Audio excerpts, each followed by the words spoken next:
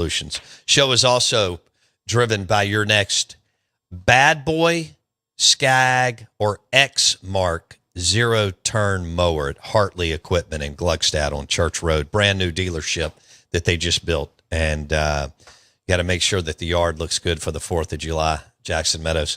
We're live in the Bank Plus studio. We welcome in our friend. Do we have the audio yet? Let me know when we do. We welcome in our friend Tom Luginbill, National College Football Analyst with ESPN. Lugs joins us on the Farm Bureau Insurance guest line. Tom Luginbill, do you? I don't know if you saw it over the weekend, but Ed Orgeron attempted to take his shirt off at a wedding in New Orleans. Did you see any of that video, my man? I caught a glimpse of it. So what is that, the second time he's done that in front of a crowd? Yeah. Do you remember the first time you? So I'm trying to think maybe when this could have lined up. I remember it. All right, when was the first time you met him? Oh, the first time I met him, I thought you were asking the first time he did that in front of the Ole Miss football team, if you remember that. Oh, I remember that, yes. Yeah, remember he walked into the team meeting right as he got tired and started tearing his shirt off and going crazy. So good. Yeah. I first met Coach O when he was the defensive line coach for Lane at Tennessee. Okay. Yeah. All right. That was a short stint. That was a good staff, though, man. They were like, there were some good. Jim Chaney was on that staff. Yeah. Ed Orgeron, Lane Kiffin. I want to say Eddie Grand was on that staff potentially. Mm-hmm. I mean, there were some good football coaches there. So, what was your initial impression of you had been at ESPN, I guess, for a few years? And I don't know if you were doing recruiting or previewing Tennessee football or what was going on, but what was your initial impression of Ed Orgeron? That he was a mix between exactly how you would envision a strength coach who happened to be a position coach. Yes. That's so good. I still look at him that way. Yeah. You know, I still think that's what he is. I agree. He's an amazing case study. Because he's made millions of dollars. He's one of those people. I think you'll know where I'm going here. We all are around some of these guys that may not be the smoothest or most refined, but they have unwavering belief in themselves. And I met him, within the first couple of weeks he took the Ole Miss job. We had him on the show. Mm-hmm. I couldn't understand a damn thing he said. But we even had an Ole Miss fan. I'll never forget this. This was a long time ago, but I'll never forget. We did an interview with him, and an Ole Miss fan called into the show afterwards and said, "Will you translate that for me, Bo?" And we just all started laughing, just because he's got that thick South Louisiana accent. Sure. Yeah. So don't you agree? I mean, he's a guy who probably shouldn't have made it. But you see a lot of guys like that are rough around the edges that just have this unwavering faith, belief in themselves that they are going to make it big. And as much as we laughed at him over the years, he ended up winning a national championship, Tom, which I would have bet a lot of money that would have never happened. Luke. Well, listen, I mean, I think first, I don't know if I would say he's a guy that would have never made it. I think that he was one of those guys that became on the trail amongst his peers an elite recruiter. Yes. And when that started to happen, his stock started to go up, and then the asking price goes up. And even if you're just a position coach, if your greatest trait is the ability to evaluate and recruit and sign guys, the head coach can monitor and get the most out of that person from an on-the-field instruction standpoint. But guys can either recruit, guys can either connect, guys can develop relationships, or they can't. And I think that's where he really, really excelled, and probably still to this day would excel. Now, does that mean that you should be a coordinator? Maybe not. Does that mean you should be a head coach? Maybe not. But at the end of the day, I mean, honestly, when it comes down to winning and losing. It's about players, right? Sure. And so you might have looked at Ed Orgeron and said, there's no way this guy's a head coach. Look at what happened at Ole Miss. And, he hadn't been a coordinator. He's basically a lifetime position coach. But when you've got great players, it doesn't matter. Like, great players trump all of those things. And even if things are dysfunctional, or maybe they're not as organized, or maybe they're not, the blueprint isn't what, let's just say, a Nick Saban would use, or an Urban Meyer would use, or what have you. If you can recruit great players, you've got a chance to be a really good football team. And I think whether it's his time at SC, his time at Tennessee, his time at LSU, brief stint in the NFL there as a defensive line coach, you're always going to have a job, because if you want one, because you have a long-standing history of evaluating and signing great players. Yeah. No, you make a good point. He was labeled an elite recruiter under Pete Carroll at Southern Cal. And he may have been even before that at Miami, ran into a little bit of deal, whatever. But he was that, and it was right at the time where the money was coming into the game. So like you said, the price of poker, for Eddie O just got, if you can get players, he was going to be highly sought after and get paid. And I remember, do you know Lance Thompson? Yes. Okay, so Lance actually was on the staff that recruited me to Georgia Tech. At that time, he was not an on-field coach.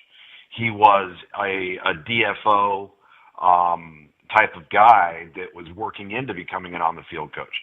And Lance was very similar in the sense that he could recruit, he could connect, and he could sign really good players. And then he latched on with, he initially had latched on with George O'Leary, but then he latched on with Nick Saban. Mm-hmm.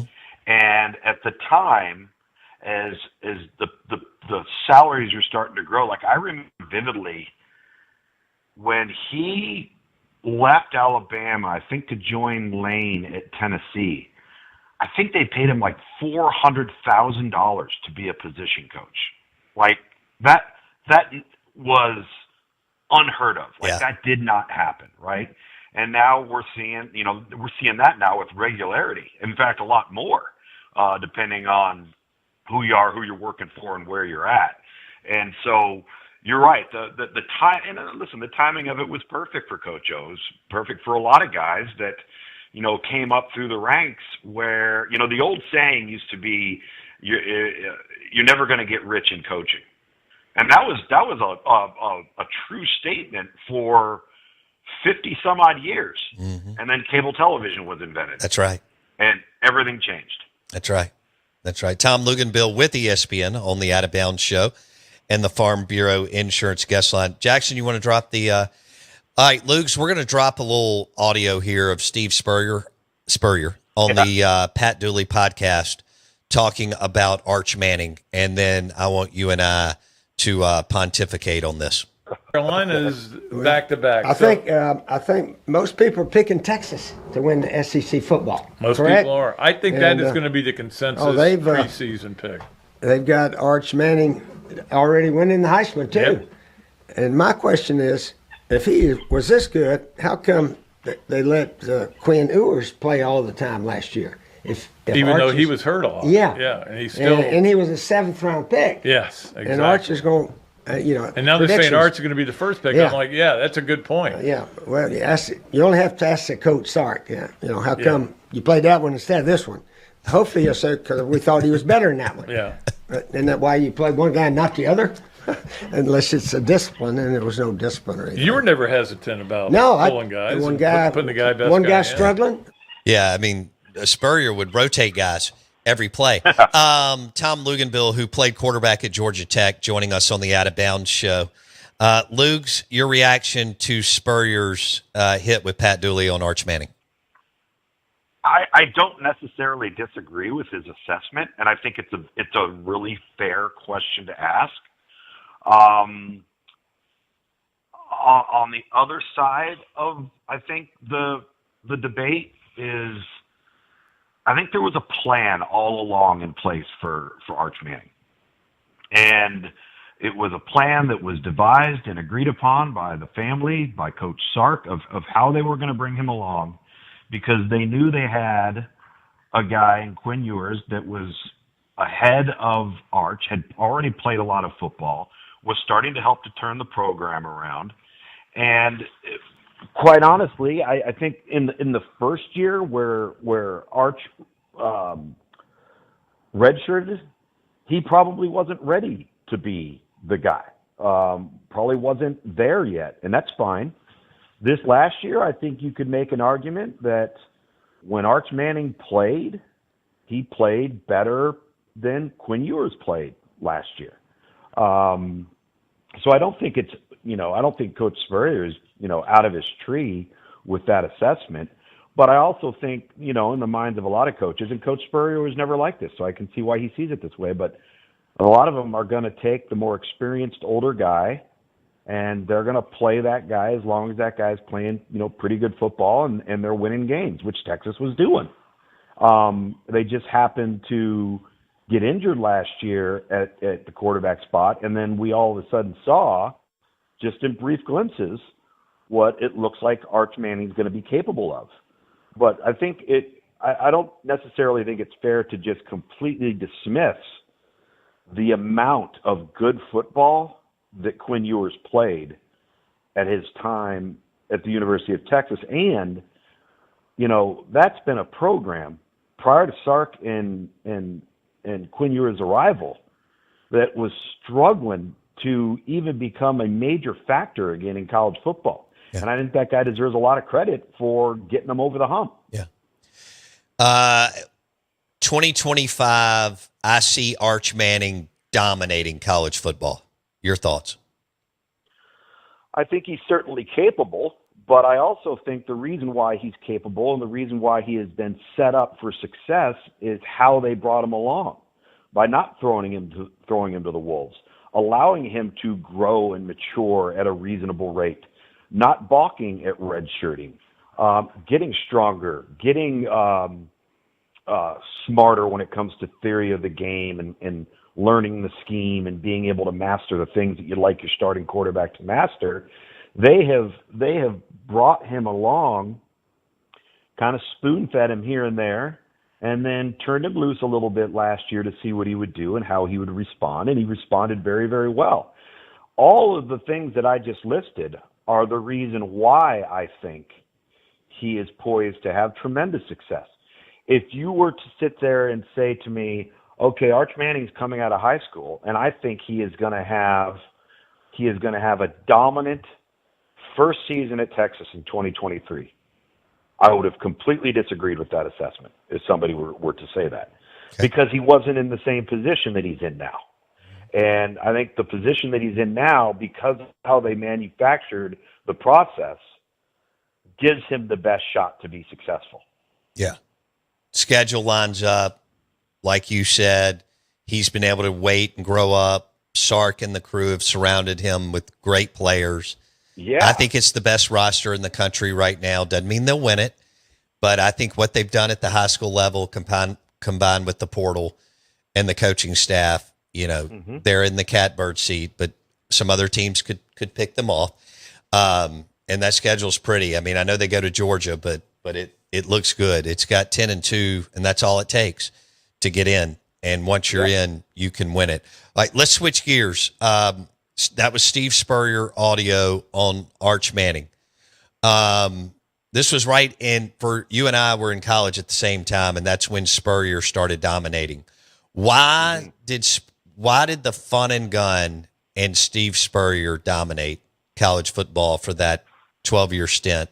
And look, to win 11, it wasn't quite the same, but still, to win 11 games 3 years in a row at a program like South Carolina, to me, is beyond remarkable and unbelievable. But why did Spurrier dominate with the fun and gun? Well, I think, first of all, people have incorrect perception of the fun and gun, in the sense that this was a team that was throwing the ball all over the lot, okay? At his 3 highest years at the University of Florida, Florida led the SEC in rushing. Rushing, not throwing the football. And I think so. What that tells me, number one, they had great players. They had tremendous weapons. They had a quarterback, obviously, it was Shane Matthews, and it was Danny Werfel, and then it, of course, matriculated to Doug Johnson and Jesse Palmer and a variety of other guys, Rex Grossman, all of those guys. But they had really good quarterback play. They could run the football, and they were great on defense. And so when you look and fast forward to the South Carolina tenure, those 3 early recruiting classes, you go back to the 08, 09, 10, and really probably 4, 11. Remember who those guys were? Stephon Gilmore, Marcus Lattimore, Jadeveon Clowney, Alshon Jeffrey. I mean, the list goes on and on and on of elite level players. And by the way, a lot of those guys, that just happened to be at a time where those were all in-state kids. And Clemson couldn't sign any of them.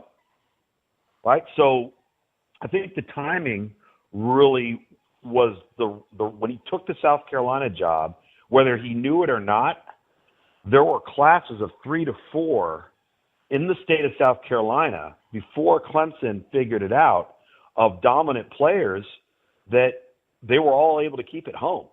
And so I think, I think sometimes because Steve Spurrier is an offensive guy, that he doesn't get enough credit for the defenses that his teams have had throughout the years.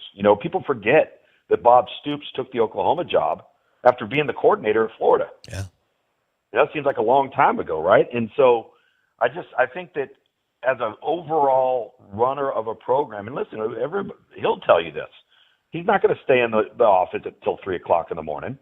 He wasn't going to go and waste endless hours on things that he didn't think were important. Now, there's a lot of people who say, well, you're going to have to grind at this if you're going to get it done. And I think there's truth to that as well. But this was a guy that had a very clear vision of how he was going to do the job, but he always made sure he had great players because great players mask everything else. Tom Luginbill on the Out of Bounds show. He's one of the best ever. Yeah. I know he's only got one championship. I could still put him in the top 5 for what he did to the game, to the you know this, but having grown up in it, I mean, we were 3 yards in a cloud of dust league prior to his arrival. Yeah. Oh, yeah. At that time we had, I mean, you look at what Dooley was doing at Georgia, Dye was doing at Auburn, Majors at Tennessee, eventually Fulmer. Alabama was, run under Curry and then Gene Stallings, and the list goes on. And he comes in, and you're right. I mean, he had some unbelievable running backs go through Florida.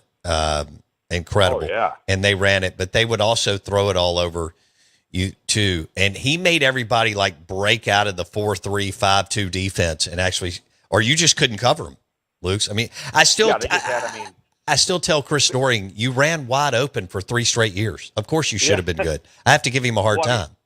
You had Chris Doring. Then after that, remember you had Ike Green, Riddell Anthony. Who was the other one? There was a third one that was, Jaquez Green, Riddell Anthony. Yes. Yes. And then 2 or 3 other guys. And these guys were after Chris Doring, and so they made you. They were going to run the football, and if you decided that you were going to load the box, they had guys on the perimeter that were better than yours. Yeah. How good was Fred Taylor at Florida and then in the NFL with the Jaguars? Yeah. Blues? How about Eric Rhett before him? Oh, Rhett was number 33. I mean, yeah, great play. I mean, and you're right. Fred Taylor was just an absolute monster of a back, and so those. And let's not forget, those teams had guys on defense like Kevin Carter. Okay, they had linebacker play. There was, again, we probably don't give enough credit to those Spurrier coach teams for the guys that they were playing with on defense. Well, and this, the 80s and 90s rankings were not refined, and everybody was doing their best, and they were putting it. They were having to like print it out, weeks and months later. Yeah, exactly. You eventually, the new wave of all y'all getting in here in the .com, and you're able to report kind of on site and do a much better job of evaluating and ranking players. Totally changed the game. I've got about a minute and a half, 2 minutes. Give me this is what we do midsummer. Give me your legit national champs. Is it 2, 3, 4 teams? How many teams do you believe can win it this year? Oh, I think Penn State's legitimate. I think Clemson is legitimate. Obviously, you got to expect that Georgia, Alabama are legitimate. We're going to have to see what happens with LSU on defense, but obviously offensively they're completely legitimate. Texas. I think there's plenty out there, but what's different more so than it's ever been before is you have to get into that group of 12 and get hot at the right time. Yeah. I mean, that's the thing. It's like you could be a really, really good team and a national championship team on paper, and you could be that in the first 6-7 weeks of the season. Next thing you know, you have an injury or you lose momentum, and some reason you play bad road or what happens. Similar to like Ole Miss last year, right?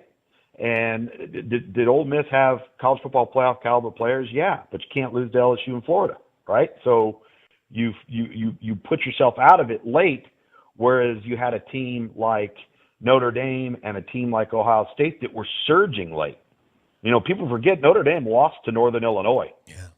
Right? But that wasn't the same team in week 12 that they were in week 2. Right. So you didn't say Notre Ohio. Dame's another one too. I think Notre Dame might have the best offensive line in college football. Loaded on the offensive line. Yeah. Okay. Running backs are fantastic. But you got to see if their quarterback pans out. 20 seconds. You don't believe Ohio State has enough juice after what they'll be good, but not enough juice to make it all the way to the finish line. I actually think that they will be good enough. I have the same assessment of them as I do of Notre Dame. If the quarterback pans out, then we're having a different conversation. That's what we don't know yet, right? Yeah. And that's why a team like a Penn State, like an LSU, even Gunnar Stockton at Georgia, Cade Klubnik at Clemson, we talked about Arch Manning. There are bona fide, proven commodities with some of these other teams, whereas on Alabama, on Ohio State, on Notre Dame, some of these other, they're having to come up with. Lugs, we appreciate it, buddy. We'll do it again next week.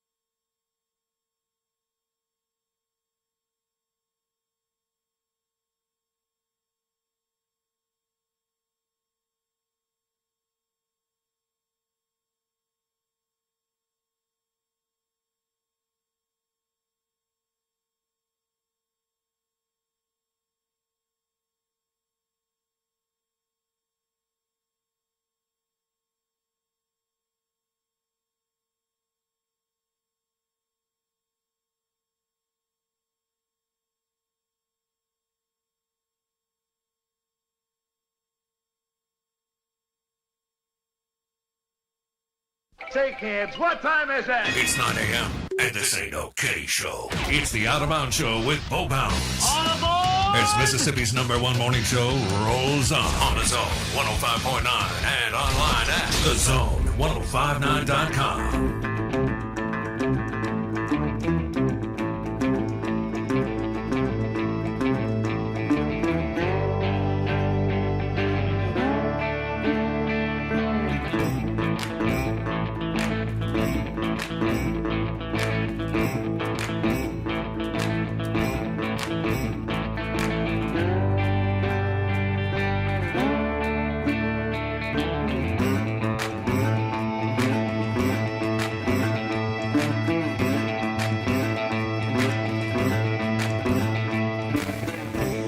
Oh, good morning. Welcome into the Out of Bounds Show, 105.9 The Zone ESPN.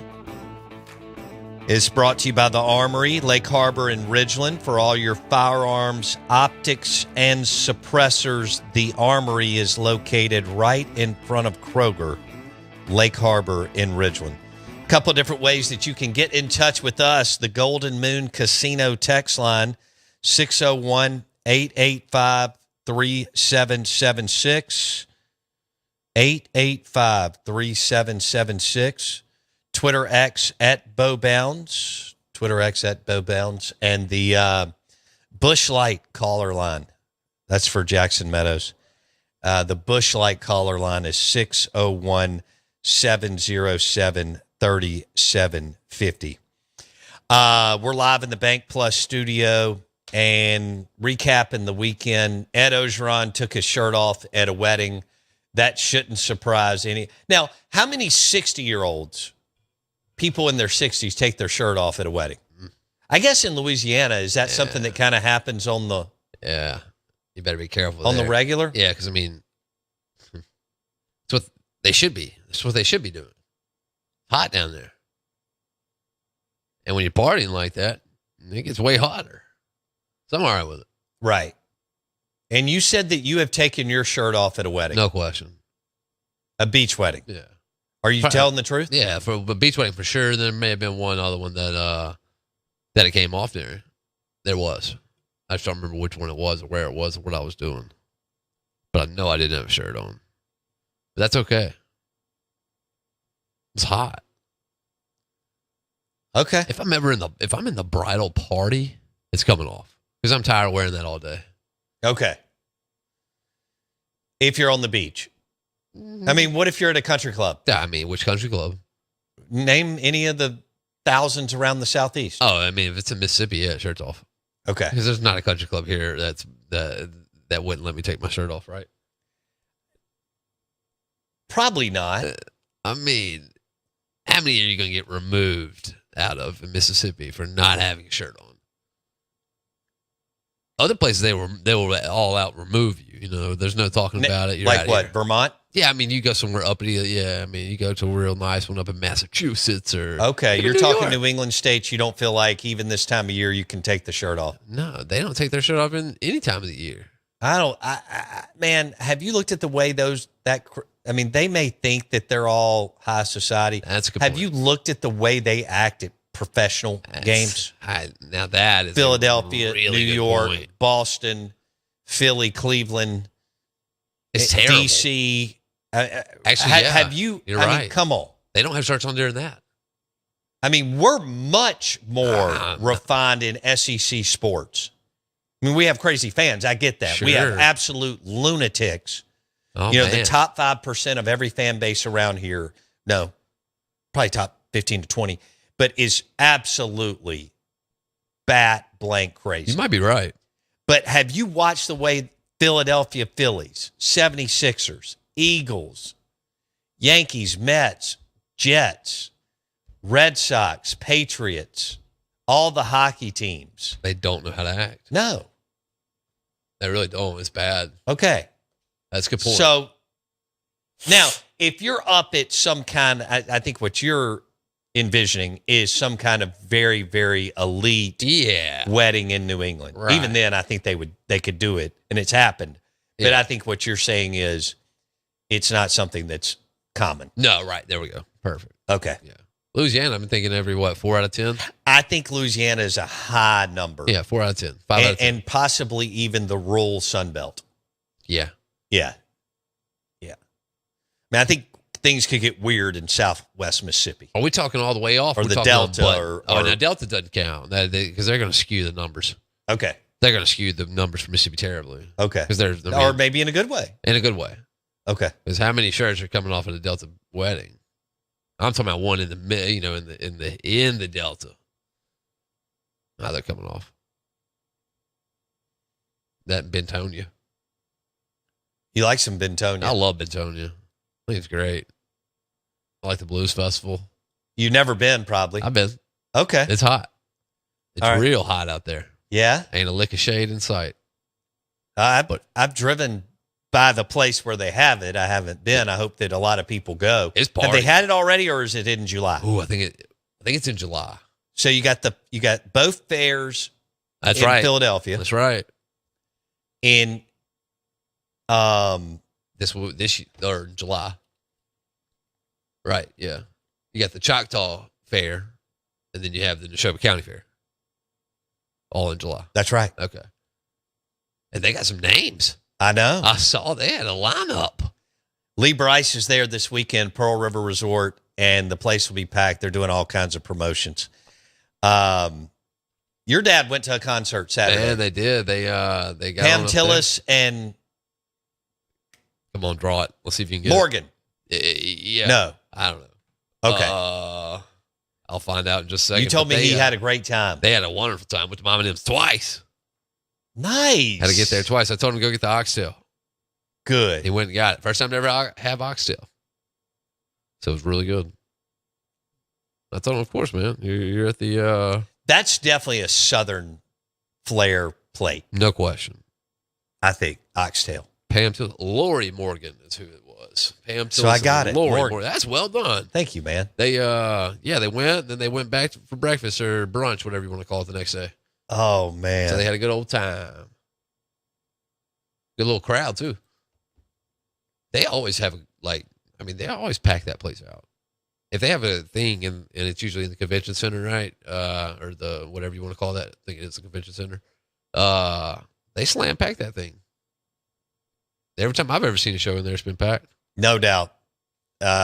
We've had a good time in there. Poison and another show that I saw within the last 2 years was awesome. PearlRiverResort.com. Good morning. Welcome in. We are the Out of Bounds Show. The Ace Reese watch continues for MSU fans. Tonight is the deadline, and we'll see what shakes out there. Over the weekend, Dave Parker, legendary baseball player. I had all of his baseball cards as a kid, and he played for the Pirates for 11 seasons and the Reds for 4 seasons, and then he bounced around at the end of his career. But basically, people remember him as a Pittsburgh Pirate and a Cincinnati Reds. He was in the NL, which meant I got to see him a lot. Right. Because of the Cubs and the Braves and WGN and TBS. Great player, unbelievable athlete. We're going to have Larry Bowa on the show, who won the World Series in 1980, I think, with the Phillies, also became a manager. Bowa is going to join us after the show, but that'll be on the podcast, and then we'll play it again.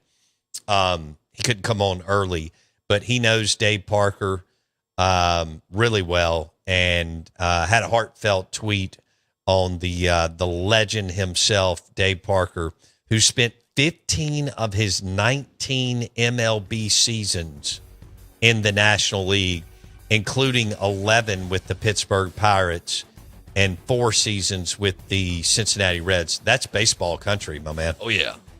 Big time. Yeah, it is. Hey, the show is brought to you by The Armory.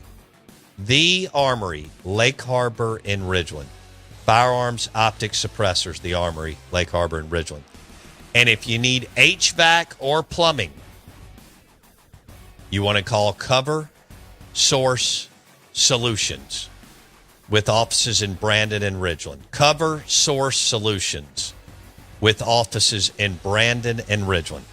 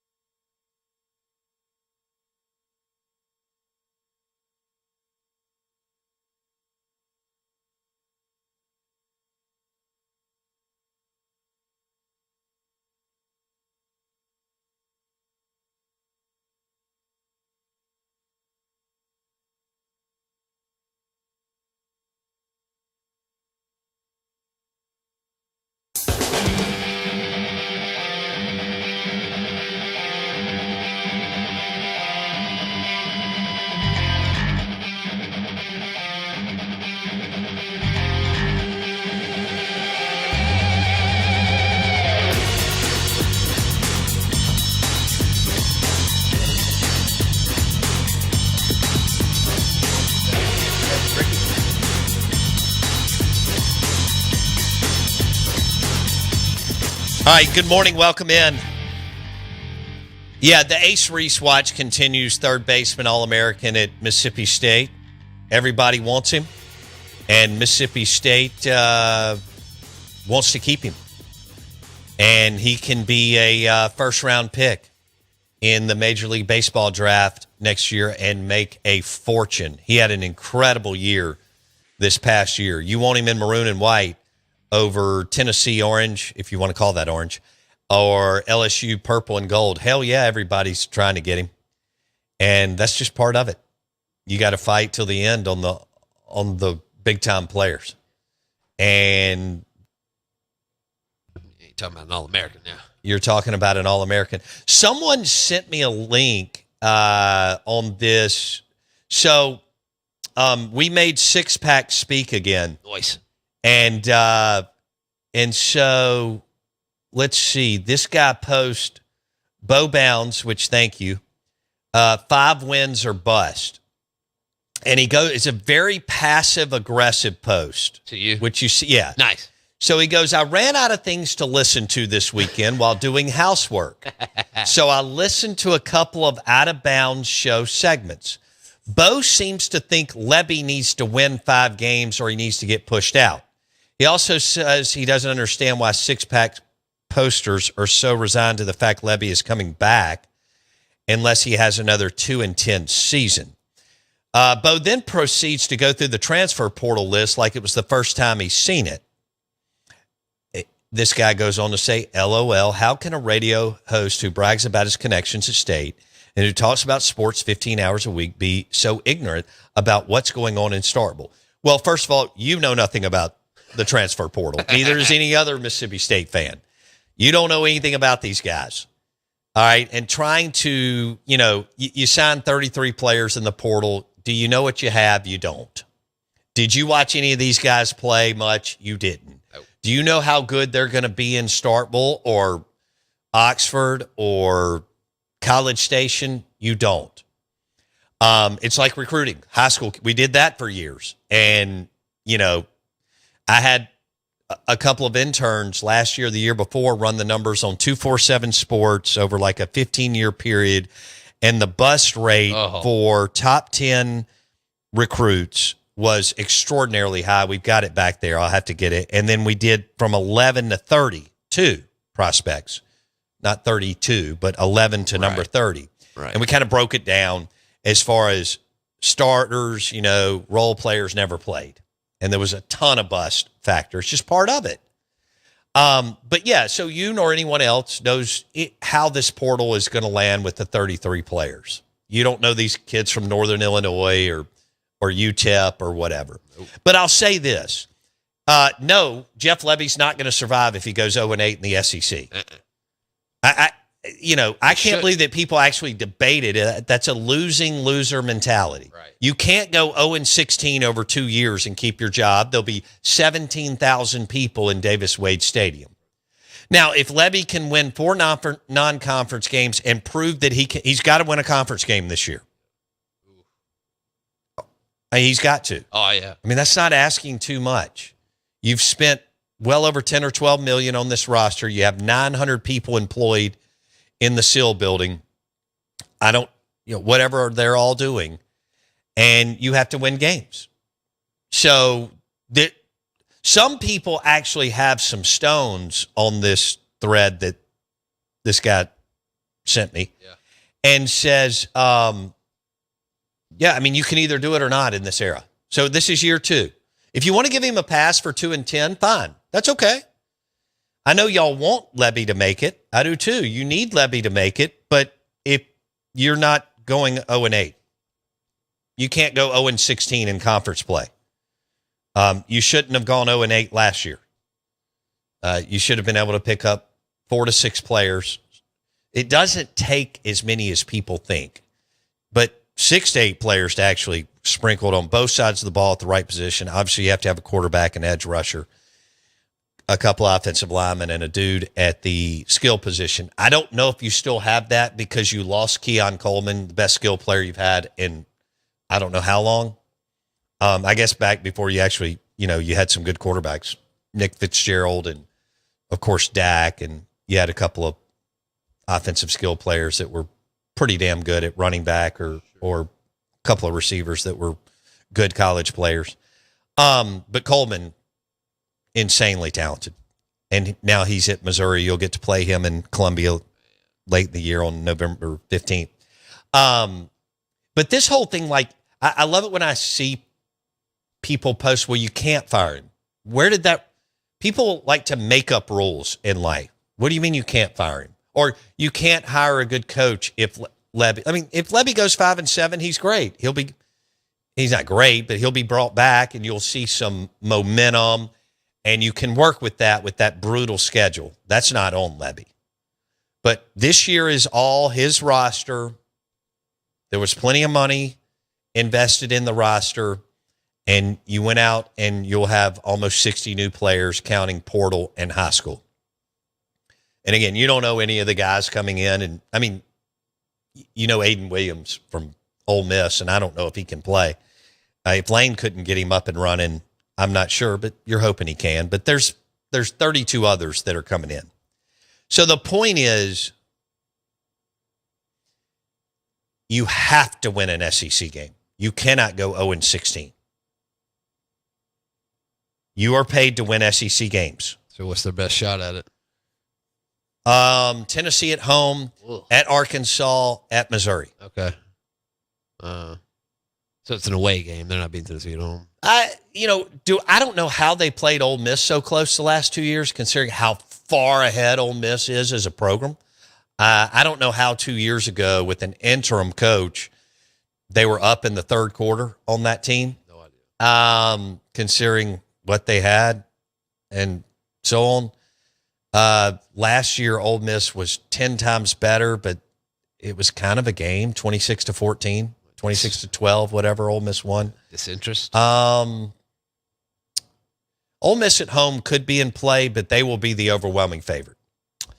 But I'll go with those four. Tennessee at home, at Arkansas, at Missouri, Ole Miss at home. You got to get one. So that Ole Miss line is probably like a 2-touchdown line right now. And so, well, I would think Tennessee's is too. Oh, yeah, sure. And right. I mean, Arkansas's could be up there and Missouri's could be up there. Really? So, yeah, well, they're both on the road. And, Arkansas wasn't that good and blew your doors off. All right. So did Missouri at home. Who's more likely Toledo, Arkansas, and Missouri beat you by, what was it combined? 60 points? Yeah, at least. More? Yeah. At home? Who's more likely But yeah, you can't, this whole thing, and then people debate, well, can you get a good coach? Of course you can. Yeah. If you know what you're doing, you should. I mean, you could have hired Brett Bielema, Barry Odom, John Summerall, or Manny Diaz. You decide to go with Levy. This may work. He's young, offensive, and so on. But it is a dumb take to say that. I love it when people start their. Well, you can't. Where is that rule? Losers. That you can't. If he goes 2-10, 3-9, 4-8, there'll be 7. So the administration can decide we're going to run it back. There'll be 17,000 people in the stands, or we got to make a move. If he goes 5-7, people are going to be excited, No doubt. and the schedule could flip on him in a good way compared to what he's had to deal with last year and this year, and you could be off and running. But these threads are just weak. And you see them on Gene's page and Six Pack speak. Can't do this, can't do that. Come on. Steve Robertson next.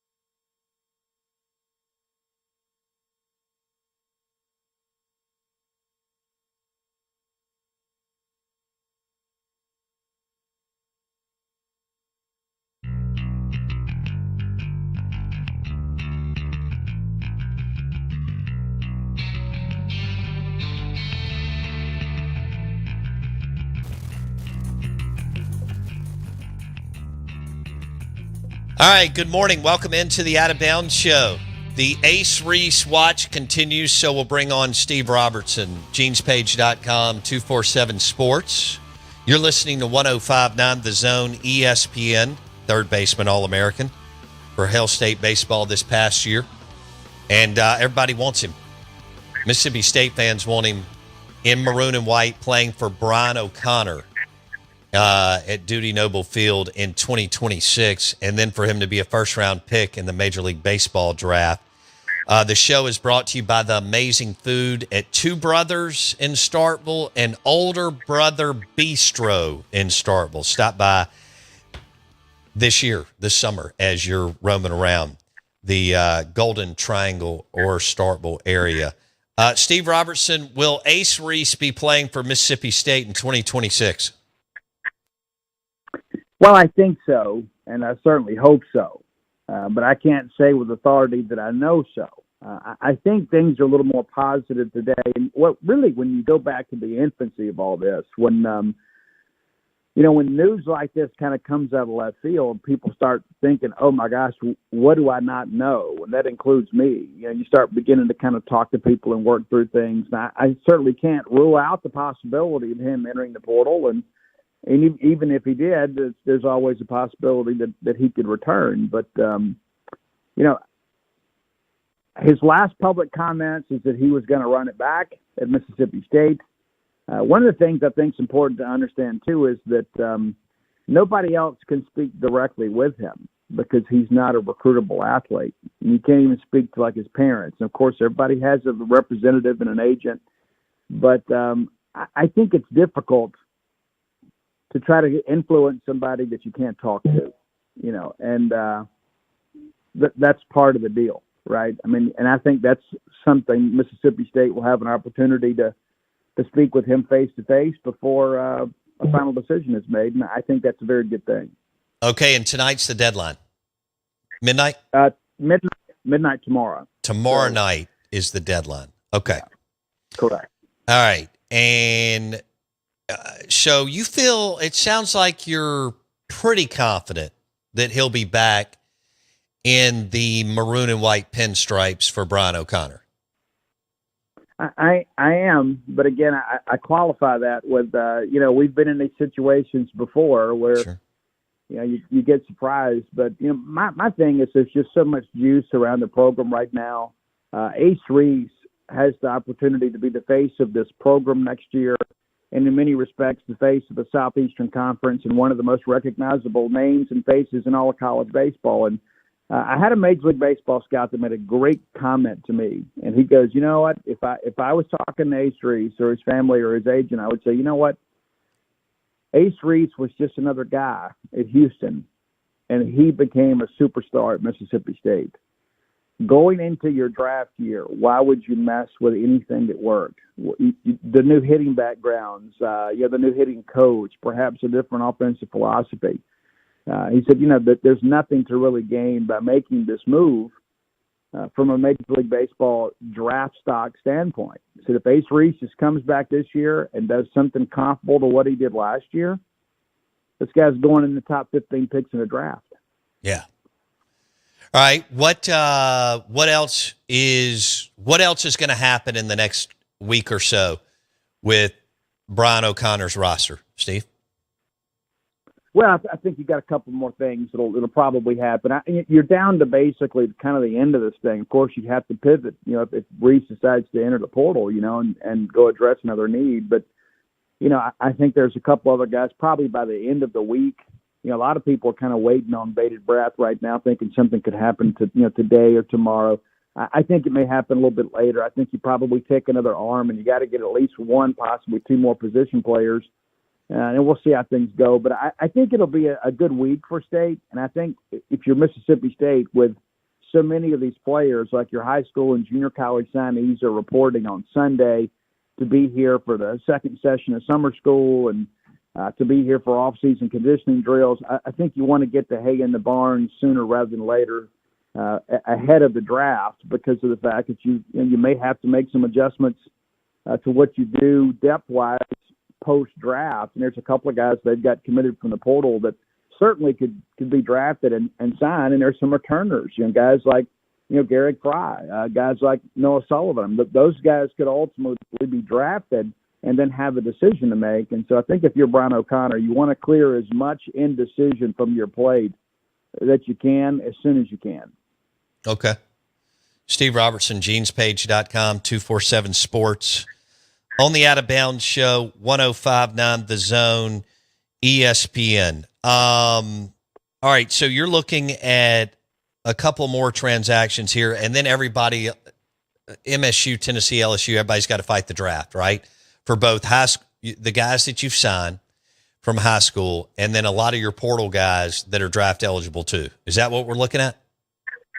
Yeah, and listen, there are some guys out there that have already kind of told their advisor, I'm going to go to school, and a lot of that's not public yet, but, there are some guys too that, and it's so interesting how these agents work, that there are agents out there that don't want to see guys that aren't going to go sign a pro contract get drafted, right? Because that means that's one less guy, one potential less spot that another one of their clients may have, right?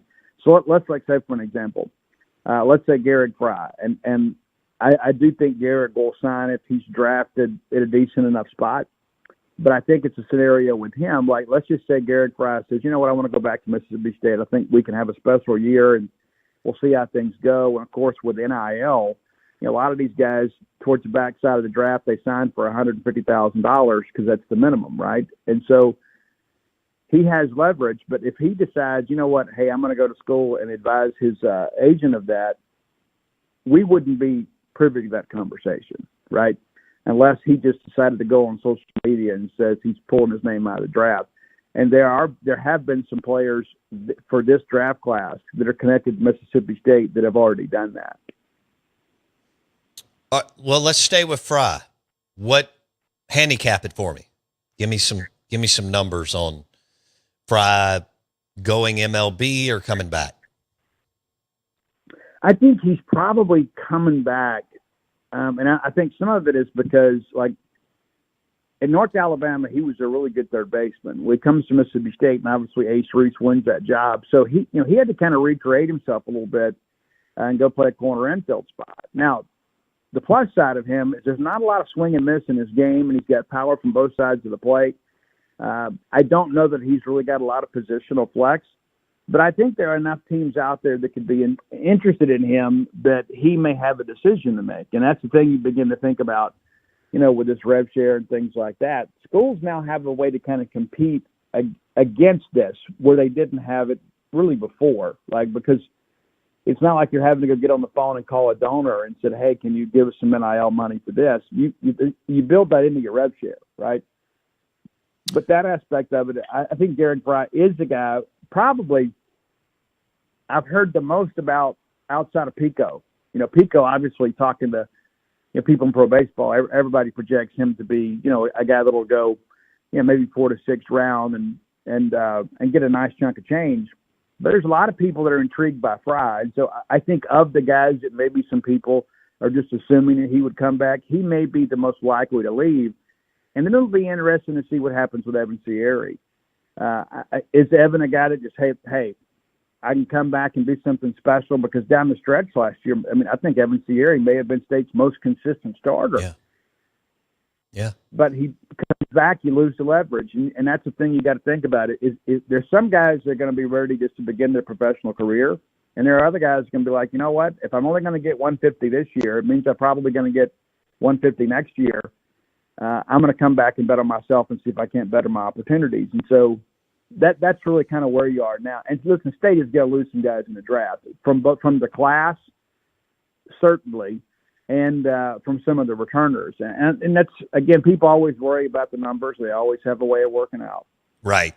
Steve Robertson talking Brian O'Connor's baseball team as he's putting together this roster, both through the portal and the high school guys, the draft coming up.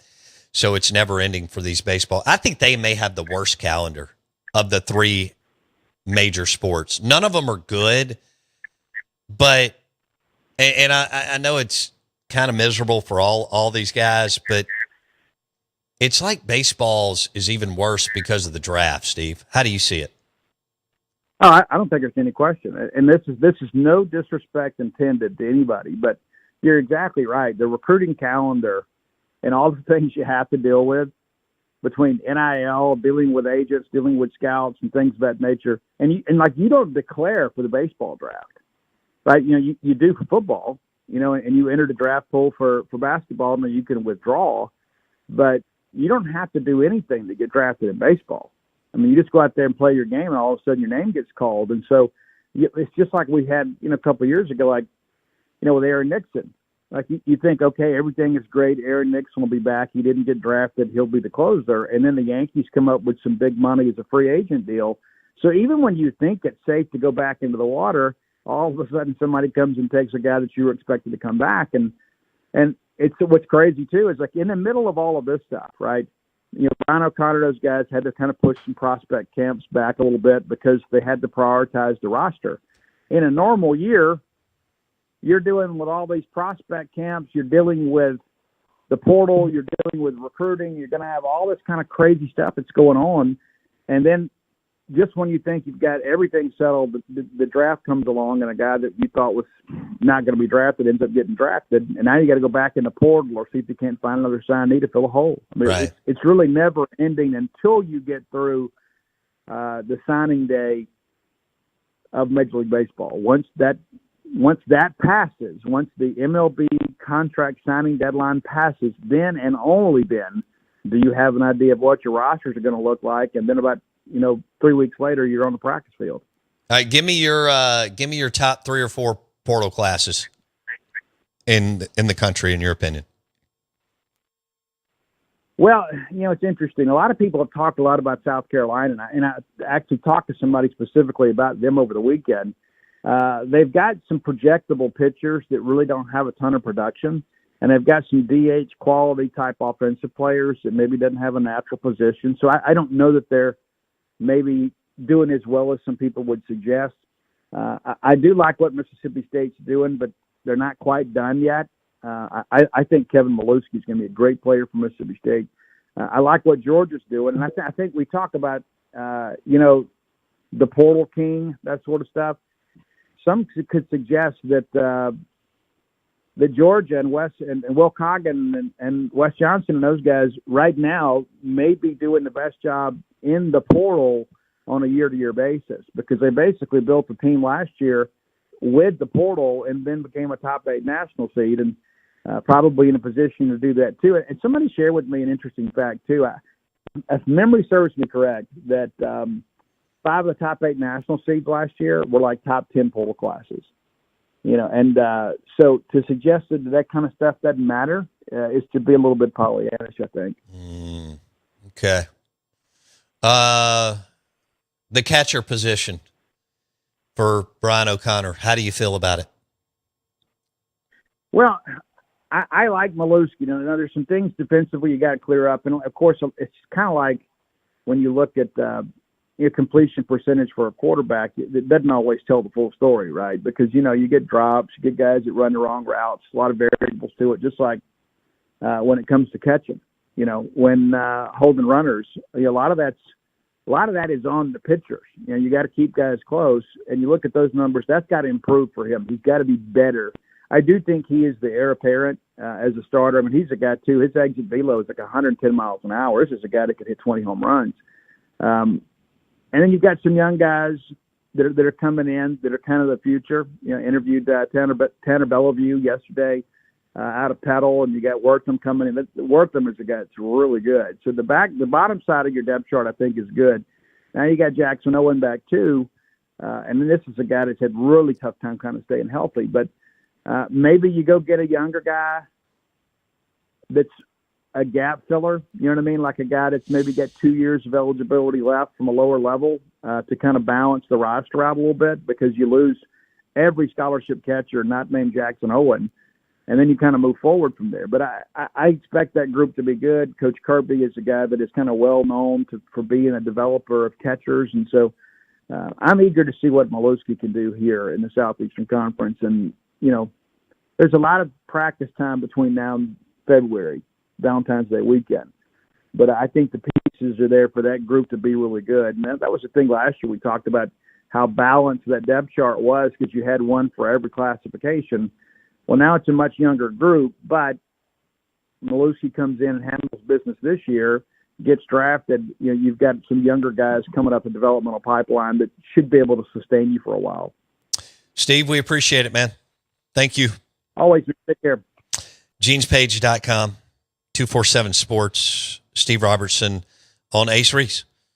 We'll let it all play out tomorrow night and see what happens. You're not the only team that's trying to hold on to your guys. This is happening. Everybody's trying to get everybody, and they're working through every source and resource and person they can. Coaches, GAs, head coaches are not going to do anything wrong. You're not most of the time, but you can get people to get in touch with agents and handlers and do all sorts of things. So we'll see. Ace Reese is one hell of a baseball player and can change a game with the swing. And boy, you'd love to have Fry and Evan Sierra back too. What will Sierra do? Can he be a Sunday guy or a major back into like a major mid relief role, but in a big spot on the weekend? You would love to have him back. I agree with Steve. The last 30, 45 days, maybe longer, he did some good things for you and really looked good, had some fantastic outings. Super competitor. That outing against Ole Miss was insane. I mean, he was unbelievable. I don't remember how many punch outs it was, 15? It was crazy. But he pitched really well down the stretch. And he's a local kid, Starkville Academy. Boy, they pumped out some players because you got beat by a Starkville Academy kid by Southern Miss in the first week of the season to start the season because we went through that. We named him Ace, not for Ace Reese. Ace as in your ace pitcher. All right, let's circle around. I want to talk some food. We are the Out of Bounds Show. Jackson and I got into a discussion earlier this morning. I'm not a baked beans guy. To me, that's just like filling up on something that's not good. And it doesn't take a lot to get full. So, I'd rather have more ribs. If I'm sitting here and you've got a spread and you did a bunch of wings, which I love wings, sure, coming off the smoked, coming off the grill. And I love ribs.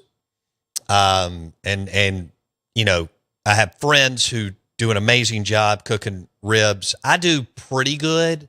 I've come a long way the last few years because, you can put it on the egg, get it down to 225 and let it roll. But, then I've got some guys that I consider experts that say, yeah, you can cook them at 250, 275, whatever. But I don't want to fill up. It doesn't take a lot. Baked beans are not that good. They're not. They come out of a can. They're not good. And then heavy potato salad, I don't want to. I'd rather go protein. I'd rather grab 4 wings and a slab of ribs and smash with an ice cold Bud Light than, think about, just 1 cup of baked beans fill you. And God knows how thick potato salad is. Yes. I don't want that. So I know some people think I'm crazy. I'll eat butter beans. Yeah. Black-eyed peas. Love those. Okay. I don't know if broccoli's necessarily going to be on. No. I don't think that's something that's going to be on tables a lot for 4th of July. I think a lot of people do corn on the cob. Okay. I love some good corn on the cob. Absolutely. But baked beans, that's like filling, and I don't get to eat what I want to eat. That's the way I look at it. Okay. I want to eat, I want to devour a bunch of ribs. I get that. And wings. But man, some of them are good. They're not. Some of baked them beans good. Are baked beans. That's not how it goes. What do you mean some of them are good? Some of them are good. Some of them are sweeter. Some of them have a little. I definitely don't want them bacon. sweet. Some of them got some pork. Some of them got this and that and the other. It's all right. They're good. They're a staple.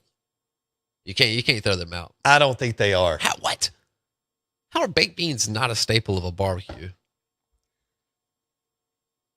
Wilkes, do you like baked beans? There we go. I can't believe it. Smart kid. I can't believe it. Are they? But there's no way those aren't a staple. That's as stable as it Oh, gets. I know they're going to be a staple they're everywhere. on spreads for 4th of July. Everywhere. It is not something where I go, oh, wow. Okay, yeah, baked true. beans. I've been thinking about those all week. Right. Let me get a big old helping on the plate.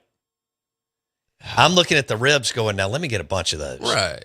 I'm looking at the wings going, let me get, yes. I'm trying to knock the potato salad over when I see it because it's gross. Potato salad and baked beans are in the same no, they're spot. Not. Don't do that. They are. That's Let's get our listeners' thoughts. The Golden Moon Casino text line, 601-885-3776. Thumbs up or thumbs down for baked beans and potato salad? Blasphemy. Thumbs up, thumbs down. All right, here's Josh. Baked beans are a staple for barbecue, but I'm on board with Bo. It's a hard pass for me. There we go. Okay. That's it. I mean, Hold on. I should have been able to. It is not super hard to get to Omaha. Well, whatever. I'm not sure that's what I meant to play. But to Josh's credit, and to give him credibility here, if you scroll up in the text thread, he's a food guy. Well, he's also got a Heater Mud Monsters Michelob Ultra bucket hat.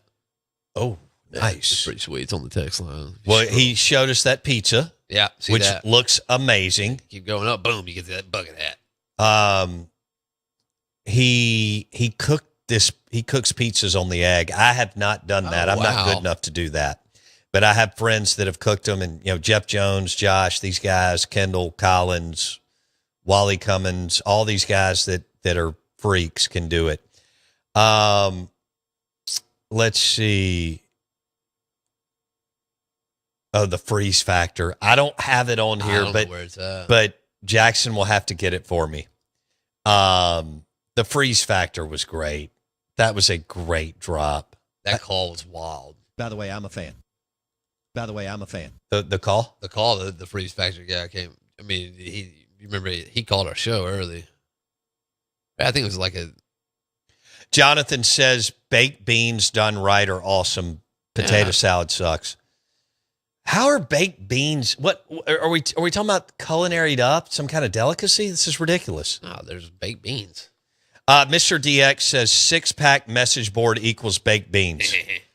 Oh, because I referenced. Kind of funny. This guy is very upset with me, even though he claims he listened to the he listened to the podcast. He said it was the last thing he wanted to listen to or something, and then he went through whether. Why are we debating? You're cheering for Jeff Levy as you should, but if you go 0-16, it ain't happening. Over. I mean, that's not what.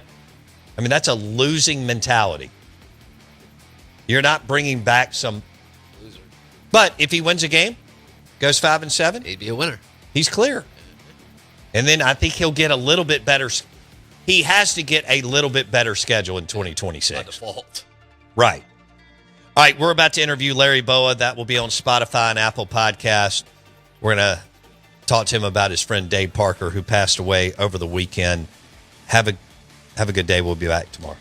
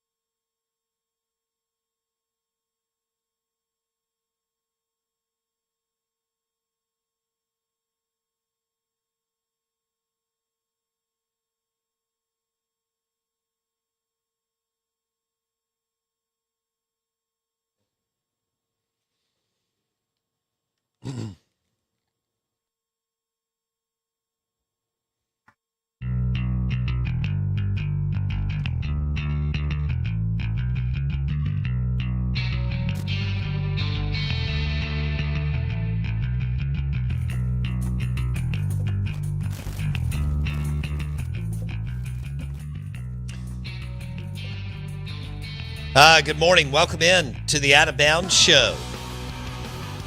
Brought to you by award-winning Dancing Rabbit Golf Club on the property of Pearl River Resort. Book your stay and play right now. PearlRiverResort.com. Award-winning golf. Beautiful casino and resort. Inside the Golden Moon is the Timeout Lounge Sportsbook. And, of course, you've got Philip M. Steakhouse on property, PearlRiverResort.com. Our guests join us on the Farm Bureau Insurance guest line. And we welcome Larry Bowa back into the show. Longtime Major League Baseball player, coach, and manager. He has been on the show before, and we appreciate his time. Good morning, Larry Bowa. How are you? Good morning. Good morning. How are you? I'm doing well. So I collected your baseball cards too, but as a kid in the early 80s, you know, I had all of yours and Ricky Henderson and Dave Parker and Steve Carlton and Rose and Guidry, and the list goes on and on.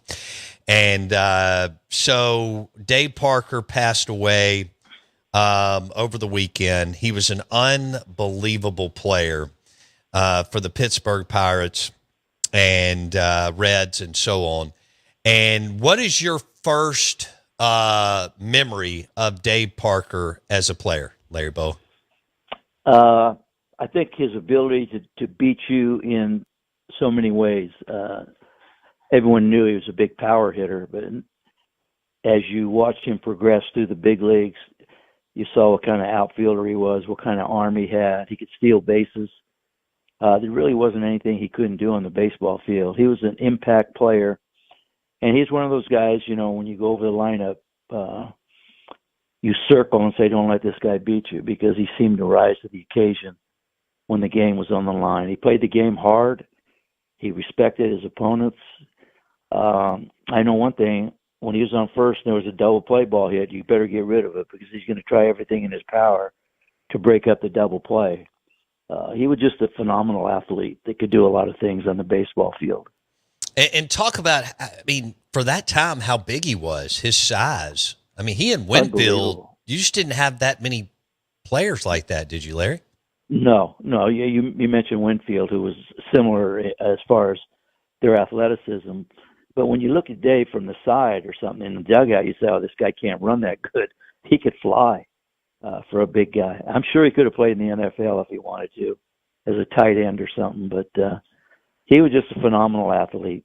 He had a lot of fun when he played, and he was, you know, Willie Stargell sort of groomed him when he first came up. I know that there was a statement that said that Dave told Willie, he says, man, he says, it's going to be hard to replace Willie, Roberto Clemente, and he says, no, you're not going to replace. There's only one Roberto Clemente, and there's only going to be one Dave Parker. So those words came to fruition, because I don't think you're going to see another athlete that can do the things on the baseball field that Dave Parker did. Just an unbelievable player. Also in the Baseball Hall of Fame, Dave Parker passed away over the weekend. Those were some damn good Pirates teams, weren't they, Larry? Yes. Yeah, we had a big rivalry, man. They were their team and our team. We really didn't like each other. We respected each other, but it seemed like every time we played, there were bench clearing brawls, and eventually we got over the hump. And in 76, 77, 78, then in 80, we won the World Series. But they dominated before us. So there were two teams that literally, when they got on the field, you expected fireworks to happen, and 9 times out of 10, something did happen, whether somebody got hit, somebody took somebody out on a double play. But that's how baseball was played back then. I love that competition, and I love playing against guys like Dave Parker, because it brings out the best of you. Yeah, you know, it's interesting that y'all played so much back then, because the Steelers and the Eagles didn't, because they were in, you know, different conferences. Different conferences, NFC and the AFC.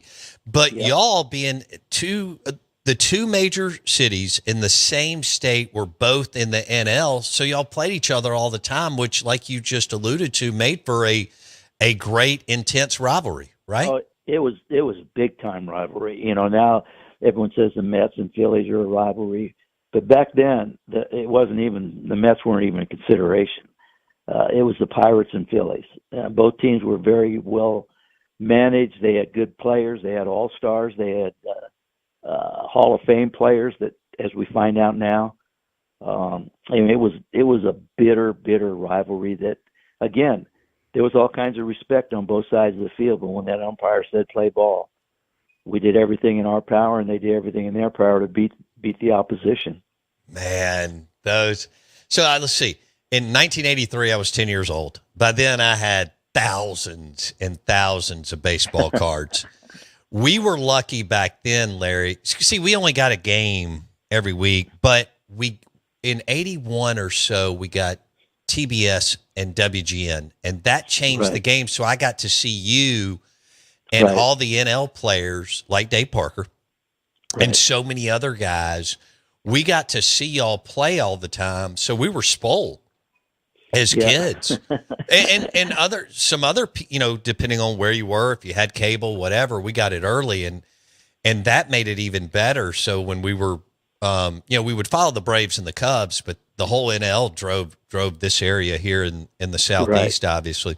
Larry Bowa joining us on the Out of Bounds show, longtime player and coach and manager, Major League Baseball, kind enough to spend some time with us today.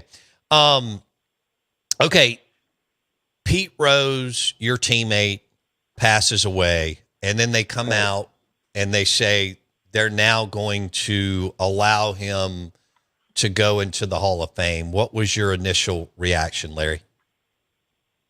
A little bit, I'm not going to say upset, but it sort of got my attention when that came out. I really believe guys like Pete, Dave Parker, and Dick Allen, especially Parker and Allen, who already, the Veterans Committee had voted them in, and the fact that they've since passed away, I just don't understand why it took so long for Dave and for Dick Allen, and obviously Pete. I mean, Pete, if we could turn the clock back, if Pete would have just admitted what happened early, he probably would have been suspended for a year and then eventually would have been put into the Hall of Fame. But those three guys, to me, and I know there's some things that happened in their career, maybe that some writers didn't like, but if you just look at the body of work what all three of those guys did, there's no reason that you have to wait for someone to pass away to enshrine them in the Hall of Fame. I just think it's just an injustice to those guys. And the fact that, getting back to Pete, you know, we talk about the gambling, and now you turn on the television, every other inning, they're promoting gambling. It's to me, that's hypocritical. I mean, it now all of a sudden it's legal. You can bet on guys getting hits. You can bet on guys striking out so many guys in a 9-inning game. I know there's a lot of money involved in this, but I don't know. I just think there's some stuff going on that I think they can address it a little bit better, especially if you look at the numbers that Dick Allen and Dave Parker and Pete put up. Those numbers are unbelievable, and I don't know how many guys are going to top those numbers, but it's a shame that especially Dave and Dick aren't going to be alive to go through the process up in Cooperstown. It's going to be a great sight. I'm sure there's going to be a lot of people there. I just wish those two guys were still alive to enjoy it.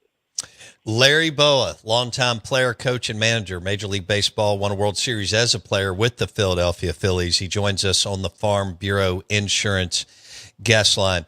One of my favorite players growing up, Lee Smith. You played with him. What was it like to play? You know what, I always say this, Larry, when I was a kid watching y'all play for the Cubs, I felt like it took 3 days for Lee Smith to walk from the bullpen to the mound. But, man, the anticipation was awesome because of how good he was. I think he's one of the more underrated players. What was he like as a teammate? He's a great teammate. And his routine was when the game started, he would be on the training table, taking a nap till the 5th or 6th inning, and then he'd wake up. Because back then we didn't have night games in Chicago. They were all day games. So he would be on the table. And then if we had the lead or it was a close game, he would start getting loose and everything. And the fact when he came in the game, especially at Wrigley Field with the shadows in the 8th and 9th inning when those shadows were out, I have no idea how guys that did hit him, I don't know how they did it. This guy was overpowering, yet an unbelievable slider. Very low-key individual before the game started. Once that game started, he was as tense as anybody I've ever seen. But he usually, when he came to the mound, I mean, there were isolated instances, but the game's usually over. You got a 1-run, 2-run lead. Lee Smith comes in. I compared him because I coached in New York with Joe Torre. I know Mariano Rivera was the greatest ever, but you could put Lee Smith right beneath that because we felt as a team when Lee Smith came into the game was over. All right, that was going to be my next question. What was it like to coach under Joe Torre, and why was he so effective? Joe Torre might be the best manager, and as far as knowledge and his demeanor, the way he handled superstars. You know, people don't understand. When you have a bunch of superstars, there's a lot of egos there. And if you don't have the right guy leading, that could blow up real quick. Joe Torre had a way about him. His demeanor was unbelievable. But his knowledge of the game was unbelievable. And people that never got to see him play don't realize how good of a hitter he was. I got to play against him, and he led the league in hitting one year, and he couldn't run a lick, so he got no infield hits. But I tell you what, he could hit. And the fact that he's in the Hall of Fame, whether it was a player or a manager, it really doesn't matter because he's a definite Hall of Fame person. But it was a pleasure to work for him. He let the coaches coach, and his demeanor, when he walked into a room, he just caught everybody's attention right away. And you coached with him with the Yankees and the Dodgers? Yes, I went with him. When he left the Yankees, I left with him to go to L.A. And, all you got to look at his resume. Everywhere he goes, he won. I know he had some early trials and tribulations as a manager with Atlanta, but eventually he got to where he wanted to be. But he's a great man. There's no question about that. That's awesome. Larry Bowa on the Out of Bounds show. Describe the difference in coaching, managing on the East Coast to the West Coast. Just the different vibe, the different approach. Yeah, it's just on the West Coast, there's so many other things you can do. I mean, I was out in L.A. and a lot of times people would come in at the 2nd or 3rd inning and they leave in the 7th. On the East Coast, I mean, they're watching first pitch, they're watching last pitch, and the intensity level, it's hard to describe, but the intensity level on the East Coast is so much higher than on the West Coast. I don't know if it's because of the laid-back attitude on the West Coast. I mean, people come out, take a look at San Diego's attendance and LA's attendance. They draw. But it's a different vibe here, especially in Philly and New York and Boston. And I can tell you firsthand, teams do not want to come into Philadelphia in the playoffs. I never thought that home field had an advantage in baseball. I thought that guy on the mound, 60 feet, 6 inches, dictated, which they still do. But it's 3 hours of hell when you come here. Yeah. I mean, they, from pitch one to the last pitch, they are on you. It's a great environment. And guys that have never been through it, we have some guys now on this team that this is their first year playing here, and they can't believe every night it's a sellout. And I try to tell them, well, wait till the playoffs. You can hear, you think they're loud now, wait till the playoffs start. Unbelievable. Larry Bowa on the Out of Bounds show, ESPN 105.9 The Zone. Larry, we appreciate your time. It was great to catch up again. Thank you for sharing some stories with us this morning. All right, my pleasure, and I hope you guys have a great day. And as I said before, we're going to miss Dave Parker and Dick Allen and Pete Rose, 3 great ball players. And hopefully Pete does get in, but I know it's going to be an honor for Dave's family and Dick Allen's family coming up this summer as they get inducted into the Hall of Fame. No question. Absolute legends. Larry Bowa, thank you. Okay, you're welcome. Bye-bye. Loved watching him play. Then he went on to have a fantastic career as a coach and a manager. Larry Bowa on the Out of Bounds show, ESPN 105.9 The Zone. Tip of the cap to his friend Dave Parker, who was a hell of a player and will go into Cooperstown in the next few weeks. We are the Out of Bounds show. We're brought to you by Dancing Rabbit Golf Club. Book your stay and play right now. PearlRiverResort.com.